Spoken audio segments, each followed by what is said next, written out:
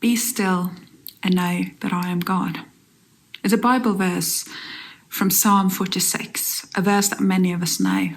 Maybe you've seen it as a fridge magnet or at a post outside a church. But I learned this Bible verse as a part of a rock song. It's quite a loud, messy rock song that got released in 2007 by the gospel singer Kirk Franklin on the album he thought he would never release, called The Fight of My Life.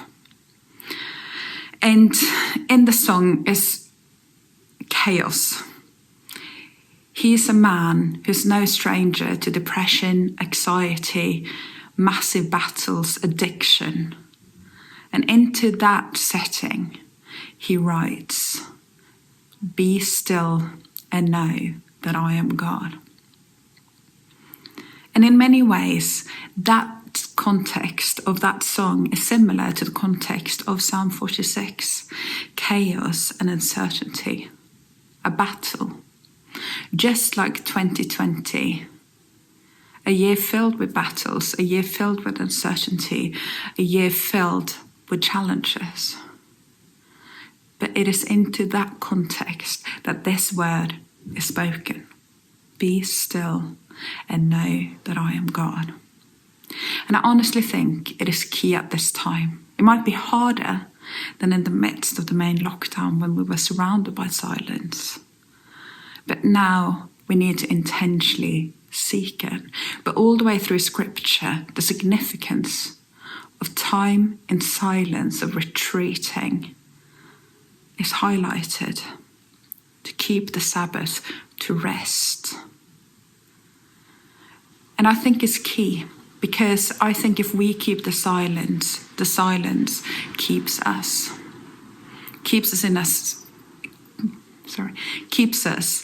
in our faith, keeps us in our relationship with God, but also keeps us the best possible versions of ourselves. People are not afraid of facing the challenges, working through the stuff that we need to work through to be able to enter the silence.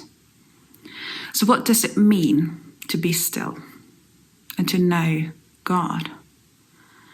I think through being still, we reflect that we already know God. You show that you know God when you trust that He will take care of whatever stuff it is you've had to leave to be in the silence, the things you don't get done because you're spending time with Him in the silence.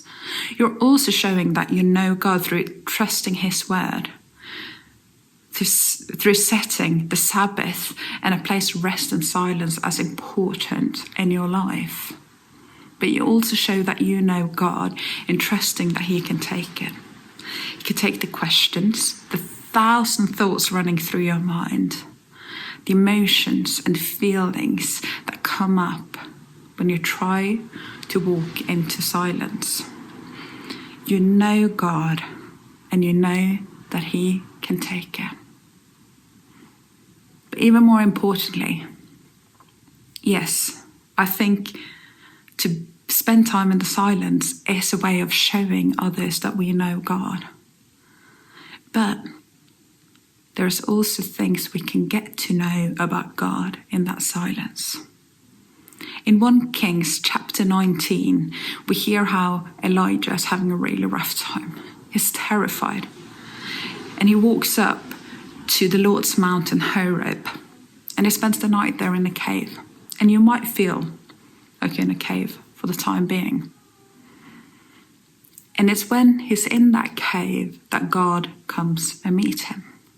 God invites him to step outside in His presence, and He says, "I will walk past you." So Elijah waits in the cave. First there's a wind, but God is not in the wind. Then there's an earthquake. God is not in the earthquake. Then there's a fire, but God is not in the fire. I think that when we enter a place of silence, a place of rest, we face those loud things at times, things that are shaking us, things that we need to work through to get there. But then it says, after the fire, there was a gentle whisper. A gentle whisper, the Hebrew here can actually be translated as a gentle or a fragile in the most beautiful sense, like a still, thin silence. God is in the silence, and we don't want to miss him. From that place, Elijah meets with God. And I'm wondering, when is the last time you spent time in silence? When you intentionally spent a few more moments with God, without searching through, scrolling through your phone, switching on the music or the television, but you just sat there in the silence without any agenda, without any plan. Because God is in the silence. I just got back from a retreat because I realized I needed the silence. I needed to spend time with the God I know so that I could get to know him more. Be still and know that I am God.